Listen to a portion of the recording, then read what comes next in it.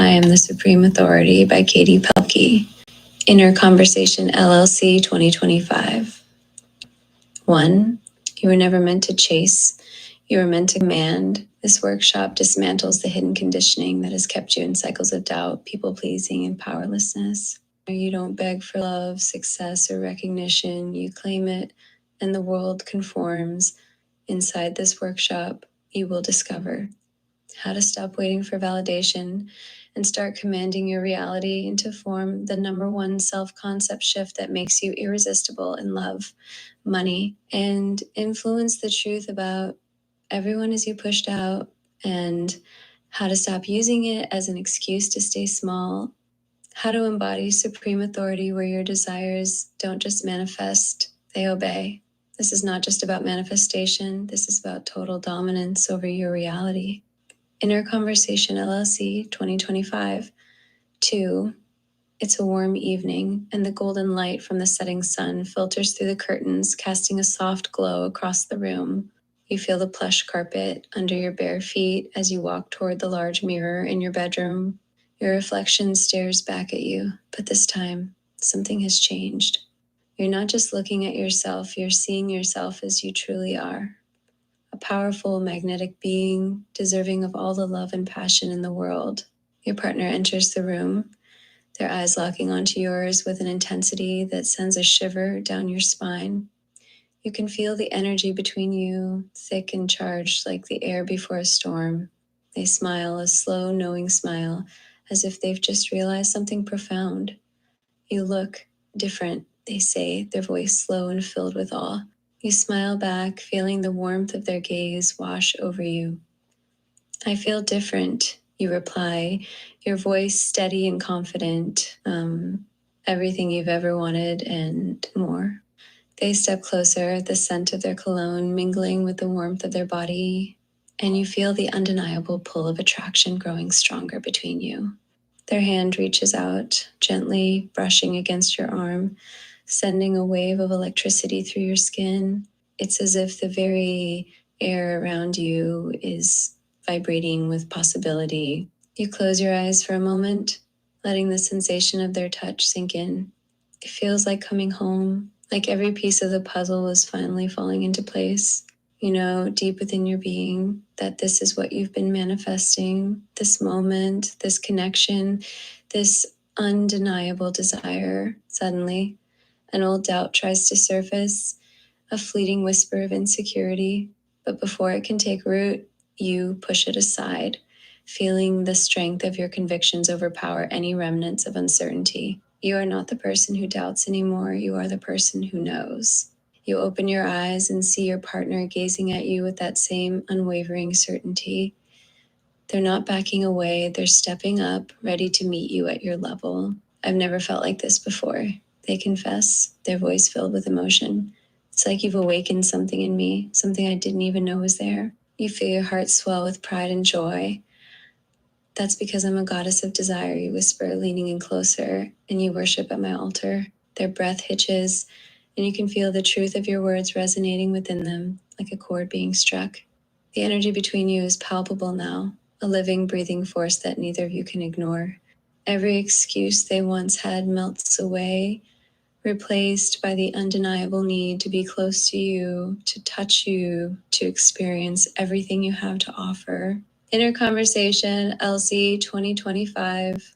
You guide them to the bed, the sheets cool against your skin as you both sink down into the soft mattress. The world outside fades away, leaving only the two of you bathed in the golden light of your shared reality. Every word you speak, every touch you share is infused with the knowledge that this is your creation, your man. So this is from the new book that I wrote, that it's part of my new courses. It gets a little like PG-13. I wanted to really, bring through the tones of reality and invigorate, right? Like as you read this or listen to it, you want to visualize your person and feel that touch and that pressure. And you'll notice there's smells in there, there's tastes in there. I'm deciding how much I'm going to show on YouTube because, yeah, it goes a little PG-13. But it's good. I highly suggest it. If you're ready to use law of assumption, if you're really manifesting some romance, some passion, and owning that desire, owning feeling the goddess. It's okay if at first, like I know for a second I had a wave of embarrassment. I was like, oh God, I've listened to this, I've written this, I've done this myself, but to share it, whew.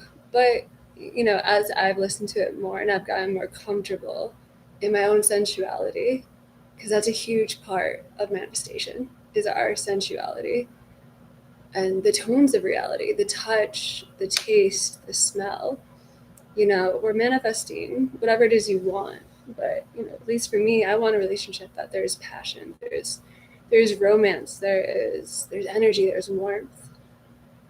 And I found a huge thing that I had to like get over was that embarrassment. I was so, especially as a mom, I was like, how do I own being sexy as a mom?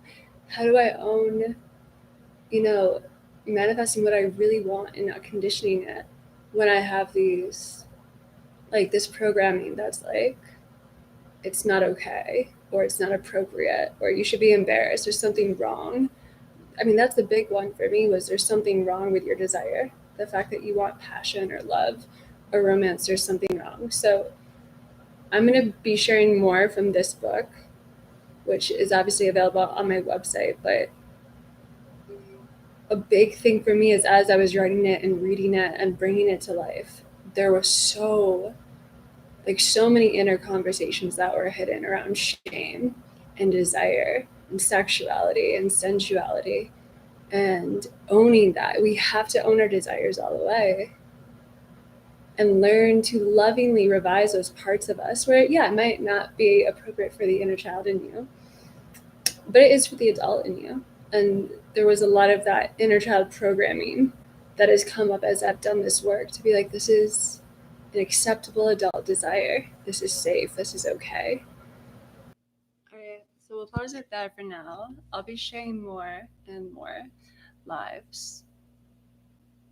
My takeaway, and what I would be interested to hear in the comments as well, is when you imagine your desires, your person, just that love being shown back onto you, like your deepest needs being met and reflected right back. I want you just to notice what comes up, if it feels safe, if it feels terrifying, if it feels like, oh, this won't last. And this is where we lovingly get into the inquiry of whatever that is, whatever that fear is.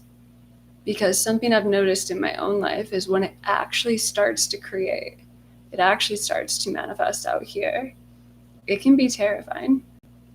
Like when we really actually get what we want and the love we've always reflected out is now returned back onto us. If we haven't, really gotten comfortable in these imaginal acts, there can be a lot of hesitation. There can be a lot of uncertainty. And something Neville Goddard speaks to so profoundly when he says feeling is the secret. Maybe you've heard it said that it's not the emotion that creates.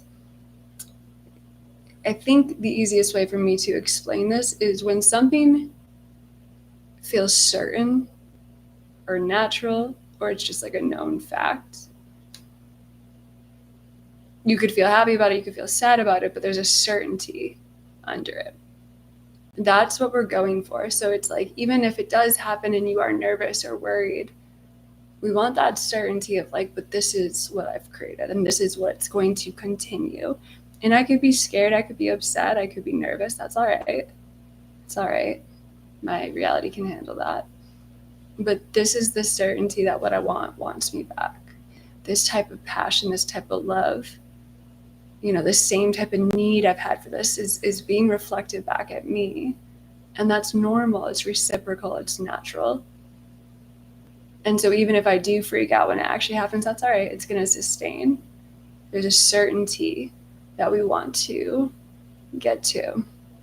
And so that's why anything I'm creating or sharing, the way I practice it myself, and I'll keep sharing, is just to build up that certainty, that normalization, especially if, again, that type of love and affection or the income or the respect or just attention from the world, or just your world responding to you in the way that you want it to, in the way you need it, where it's not a power game anymore.